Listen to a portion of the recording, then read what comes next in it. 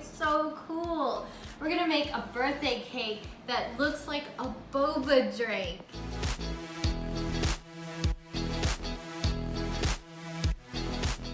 And we're doing this because we're celebrating my daughter's 13th birthday. Yay, Cameron, 13.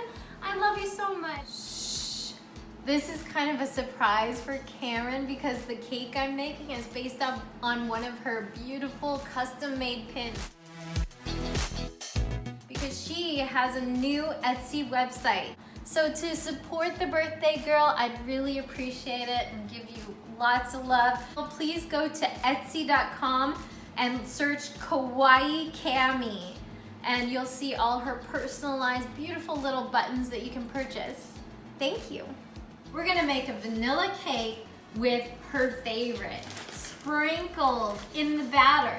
And then we're gonna fill it with a strawberry buttercream made with freeze-dried strawberries and raspberry jam. We're gonna cover it all in a homemade chocolate ganache that I'm gonna show you how to make. And then we're going to cover everything in a homemade fondant. Now for the cake, if you wanted to use a box mix, you could. But for me, I like my cake to have a little stability to it. I'm using a really awesome recipe from one of my favorite bakers, Marek from Sugar Geek Show. I'll put a link down to her recipe below.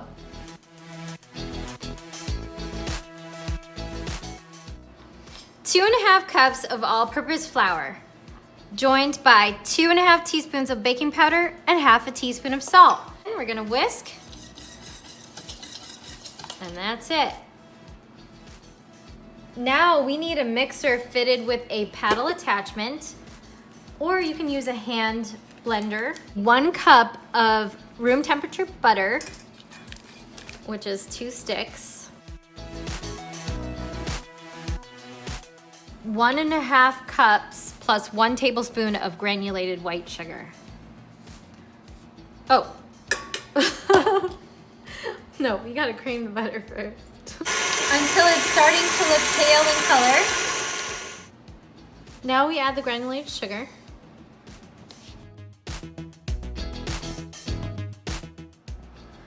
For the wet ingredients, we're gonna take the milk, add the oil, set this aside, and we're gonna add the eggs to the creamed butter and sugar.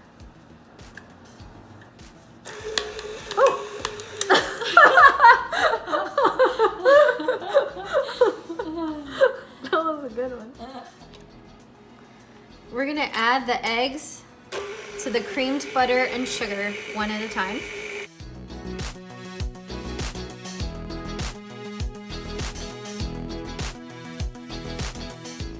We are gonna add the dry ingredients, alternating with the milk and oil mixture.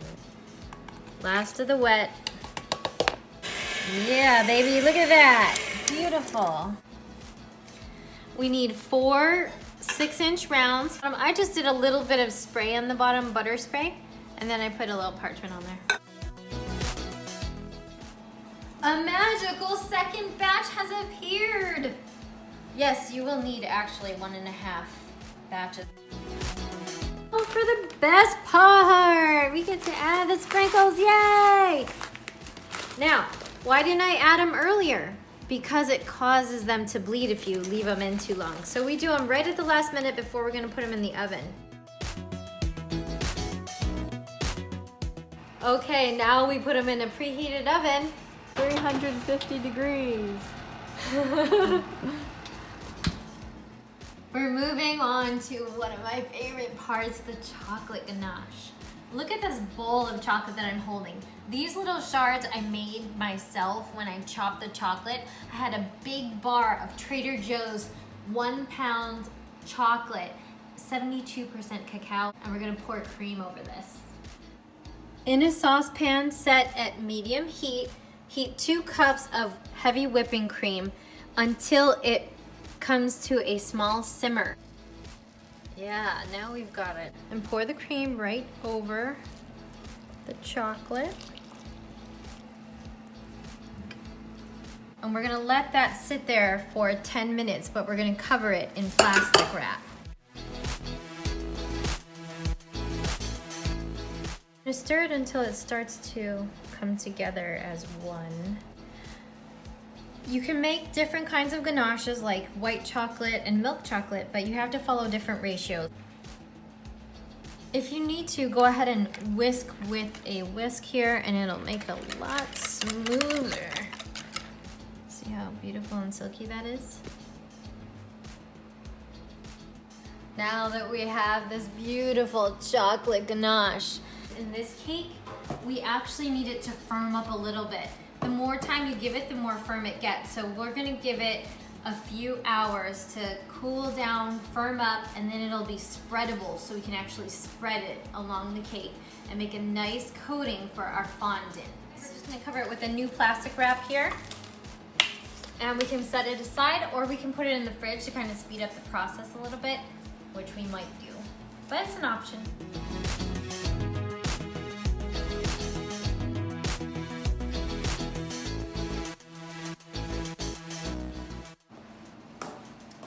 Time to turn out the cakes. I usually take my palette knife and just run it along the edge. Because I put that parchment paper on the bottom, this should come out real nice. And there it is, voila! We'll take off this parchment and we have a beautiful cake.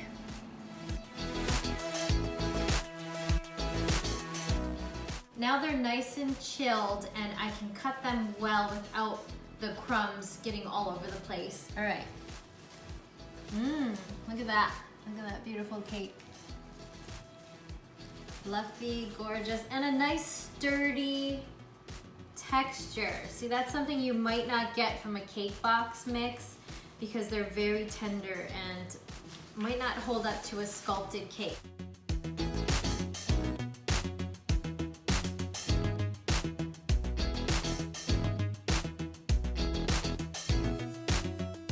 I'm gonna carve it in the shape of a boba drink, which is a little bit more angled. And then we're gonna take it apart again and then soak it with simple syrup. Just trying to taper it down here, look like glass. There we go. A cup of boba. Can you imagine it? Almost there. So this is the simple syrup I cooked on the stove. It's 1:1. This is a little cooled now so that we can go ahead and soak it in the cakes. You have an option, you can use a brush and just use that and go ahead and put it all over the cakes, but I got this new little gadget from Daiso that I want to try out, so I'm gonna fill it up and I'll show you. You want to soak them well, but not too much. Because if you soak them too much, they'll just fall apart on you. But if you soak them just enough, you'll get them to be moist when you open the cake. So these are freeze-dried strawberries that we're just gonna crush up. Wow, look at that beautiful color. These impart an awesome strawberry flavor without adding water to the frosting.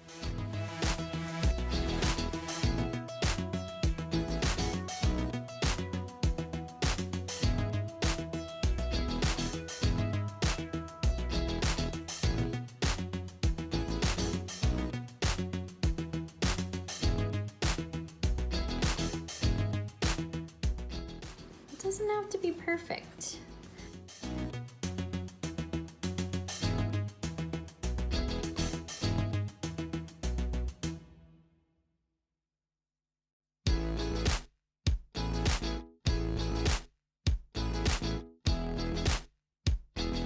We managed to get all the layers on now. We're going to go ahead and stabilize it by putting these bubble tea straws in, or boba tea straws as I like to call them.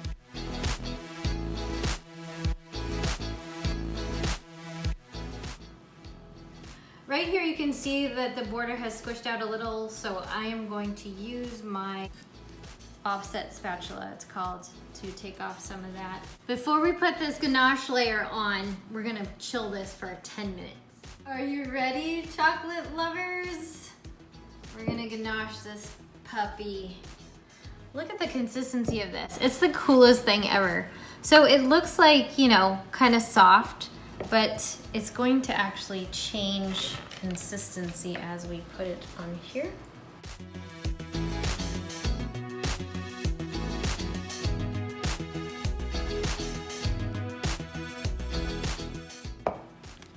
Oh. It's very soft, so it's falling down, but we're gonna clean that up later. We're just going to catch it, put it on there. We're gonna do the whole thing.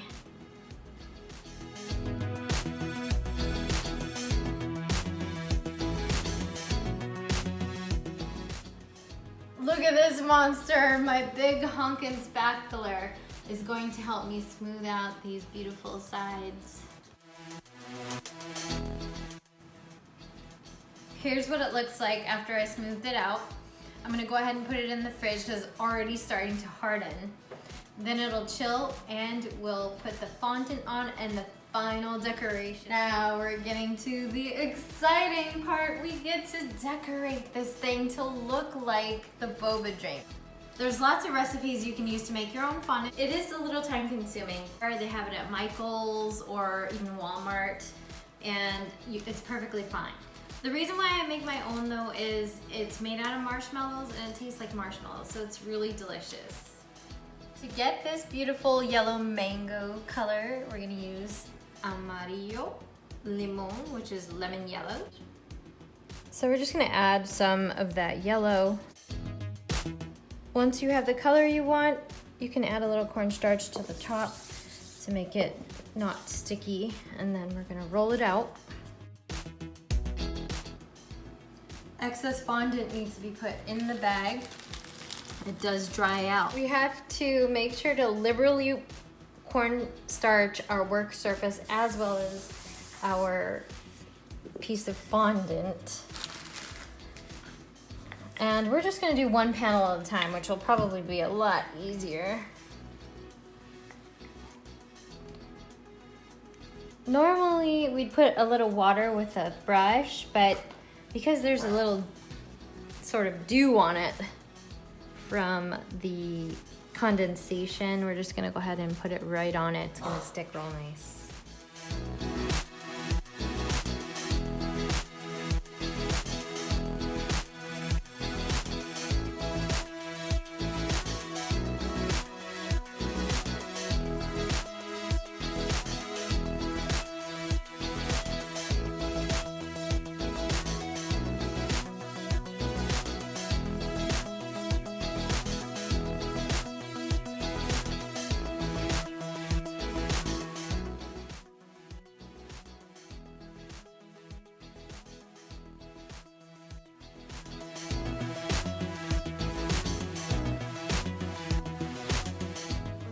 On top, I already measured the circumference here, and there it is.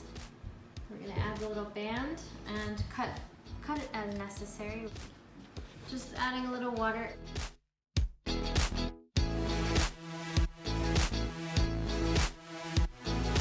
gonna go ahead and move on to the details, the eyes, the mouth, and the cute little pink cheeks.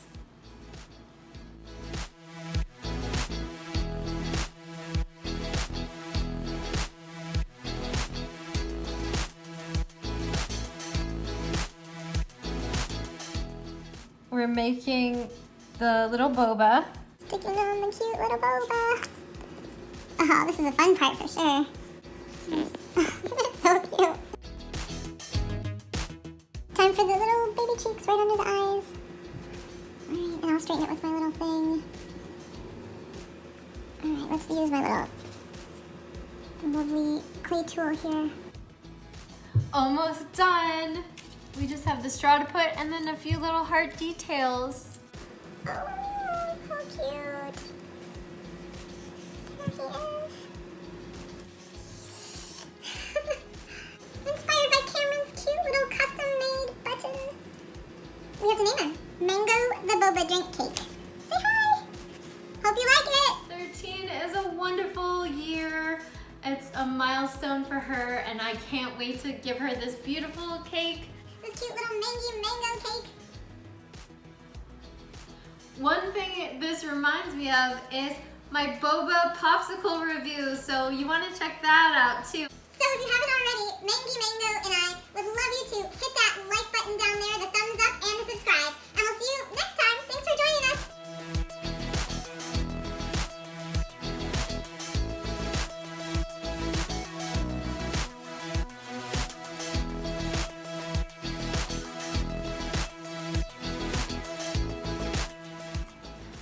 Got my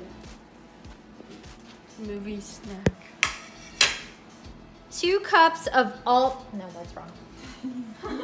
It's already wrong. We're gonna go ahead and move on to the cool details of his eyes. Okay.